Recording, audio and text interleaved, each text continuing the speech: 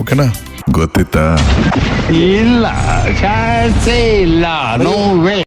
ಬಿಡ್ಬೋದು ನೋಡಿ. ಇದಕ್ಕೆ ನಾನು ಅರ್ಧ kg ರವೆ, ಮೀಡಿಯಂ ರವೆ ತಗೊಂಡು ಕಮ್ಮಿ ಉರಿಲಿ ಸುಮಾರು ಒಂದು 1/4 ಗಂಟೆ ಆಗೋವಷ್ಟು ಕೈ ಬಿಡದಿರ ಆಡಿಸ್ತಾ ಹುರ್ಕೊಂಡಿದ್ದೀನಿ.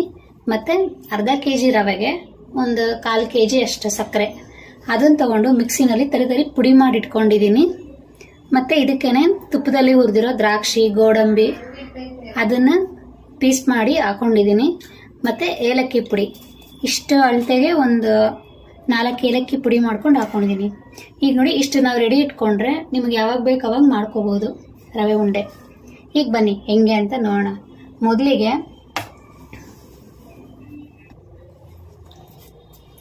ಈಗ ನಾವು ಈ ತುಪ್ಪನ ಒಂದು ಪಕ್ಕಕ್ಕೆ ಇಟ್ಕೊಳ್ಳೋಣ. ಈ ರವೆನ ಇದಕ್ಕೆ ಹಾಕ್ಕೊಳ್ಳೋಣ. ಒಂದು ಅಗಲವಾದ ಒಂದು ಪಾತ್ರೆಗೋ ಪ್ಲೇಟ್ಗೋ ಹಾಕ್ಕೊಳ್ಳಿ. ಇಷ್ಟು. ಈಗ ಇದಕ್ಕೆ 1-2 ಸ್ಪೂನ್ ತುಪ್ಪ ಹಾಕ್ಕೊಳ್ತಾ ಇದ್ದೀನಿ.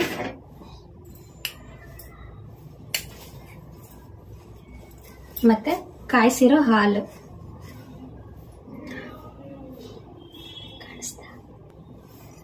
ಈಗ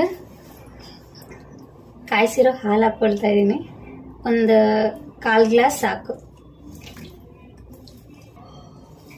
ಹಾಲು ಹಾಕೊಂಡ್ಮೇಲೆ ಮೊದಲಿಗೆಲ್ಲನೂ ಮಿಕ್ಸ್ ಮಾಡ್ಕೊಳ್ಳೋಣ ಚೆನ್ನಾಗಿ. ಹಾಲು, ರವೆ, ತುಪ್ಪ ಇದೆಲ್ಲ ಮಿಕ್ಸ್ ಆಗಲಿ.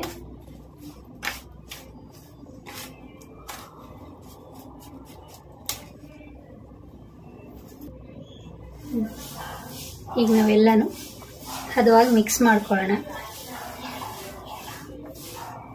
ಈ ರವೆ ಉಂಡೆ ನೀವು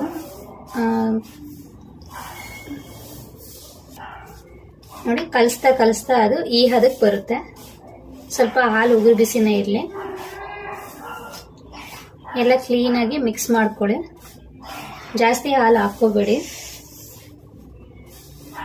ಮತ್ತು ಇದಕ್ಕೆ ನೀವು ಬಾದಾಮಿನೂ ಹಾಕ್ಕೋಬೋದು, ಪೀಸ್ ಮಾಡಿ ತುಪ್ಪದಲ್ಲಿ ಹುರಿದು, ಅದು ಚೆನ್ನಾಗಿರುತ್ತೆ ಬಾಯಿಗೆ ಸಿಕ್ಕಿದಾಗ.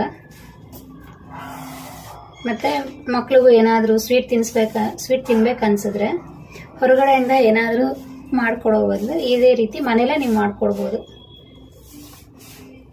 ನಾವು ಹಬ್ಬಗಳಿಗೆಲ್ಲ, ಗಣೇಶ ಹಬ್ಬ, ಗೌರಿ ಹಬ್ಬ, ಲಕ್ಷ್ಮೀ ಹಬ್ಬಕ್ಕೆಲ್ಲ ಈ ರೀತಿ ಒಂದು 3 ದಿನ ಮುಂಚೆನೇ ಮಾಡಿಟ್ಕೊಂಡ್ಬಿಡ್ತೀವಿ.